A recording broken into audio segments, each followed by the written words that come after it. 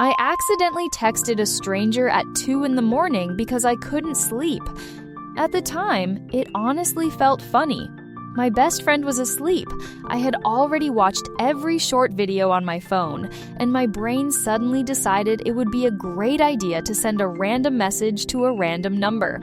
So I typed, "Are you awake?" Then I threw my phone onto the bed dramatically and waited. Honestly, I expected nothing. Maybe the number didn't even exist. But less than 10 seconds later, my phone vibrated. Yes. I stared at the screen for a moment. That was surprisingly fast.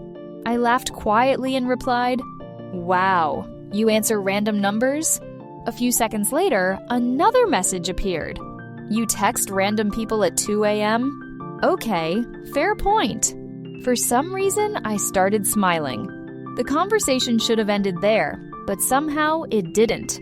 We kept texting for almost 2 hours.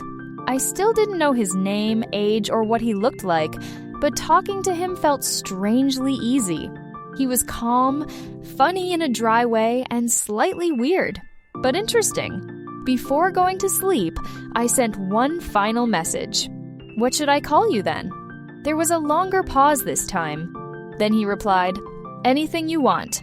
I stared at the message longer than necessary. That response felt strangely intimate for someone I had just met. The next morning, I woke up late and nearly missed the bus to school. During lunch break, my best friend Mia noticed me smiling at my phone immediately. "You're texting someone." "No, I'm not." "You literally smiled at your screen." I smile normally. "No, you don't." I ignored her dramatically and looked back at my phone. There was a new message. "Did you eat lunch?" I blinked in surprise. Why did that simple question make my heart feel weird? Over the next few weeks, texting him slowly became part of my daily routine. We talked every night without fail. Sometimes about school, sometimes about music, and sometimes about completely random things. But there was one strange thing about him. He never talked about himself. Every time I asked personal questions, he somehow changed the topic smoothly. "What do you look like?" "You first." "What school did you go to?" "A boring one." "What's your real name?" You ask too many questions. At first, I thought he was just private. Then little things started happening.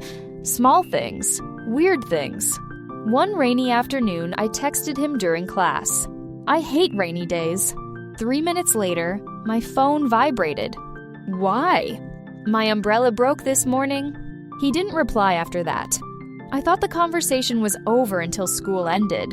When I walked back to my desk after cleaning duty, I froze. There was a black umbrella hanging beside my chair. My name was written on a small note attached to it. "Use this instead." My heart nearly stopped. I immediately looked around the classroom, but everyone was busy packing their bags. Nobody seemed suspicious. My hands felt cold as I grabbed my phone. "How do you know where I am?" 3 dots appeared instantly, then disappeared, then appeared again. Finally, he replied, "Lucky guess." I stared at the screen uneasily. That wasn't a normal answer. That night, for the first time since we started texting, I felt nervous talking to him. But at the same time, I still replied, because no matter how strange he seemed, I liked talking to him too much. That was probably my first mistake. 3 days later, someone was murdered near my neighborhood. The entire city started talking about it immediately. News articles spread everywhere online. According to the police, the victim disappeared around midnight before being found near an abandoned parking lot. At lunch break, everyone in my class was discussing it loudly. It's terrifying. I heard the victim knew the killer personally. They still haven't caught him yet. I listened quietly while scrolling through the news on my phone. Then suddenly, my screen lit up. A message from him. "Did you get home safely yesterday?" I froze. Slowly, I typed back, "Why?" A few seconds later, "The area near your neighborhood isn't safe these days." My stomach tightened immediately. I had never told him where I lived. That night, I couldn't sleep properly. For the first time, I started wondering who exactly I had been talking to all this time. The next morning, Mia noticed something was wrong immediately. "You look terrible." I barely slept. "Still texting your mysterious boyfriend?" "He's not my boyfriend." "But you smile at your phone like he pays your taxes." I would normally laugh at jokes like that, but this time, I stayed quiet. Mia slowly lowered her drink. "Okay, what happened?" I hesitated for a moment before finally showing her the messages. The umbrella, the strange replies, the fact that he somehow knew things I never told him. The more Mia read, the more serious her expression became. This is creepy. I know. No, seriously. This is serial killer behavior. I forced a nervous laugh. Don't exaggerate. But honestly, part of me agreed with her. That night, I decided not to text him first. 10 minutes passed. Then 20. Then my phone suddenly vibrated. Something wrong? I stared at the message. Even through the screen, it somehow felt like he was watching me. I swallowed slowly before typing, "Can I ask you something honestly?" "Yes." "Who are you really?" For the first time since I met him, he didn't reply immediately. 1 minute passed, then another. Finally, a new message appeared. "If I told you the truth, you'd stop talking to me." A chill ran down my spine. I stared at the screen for a long moment before replying carefully, "Try me." 3 dots appeared, disappeared, appeared again. Then finally, "Have you seen the news today?"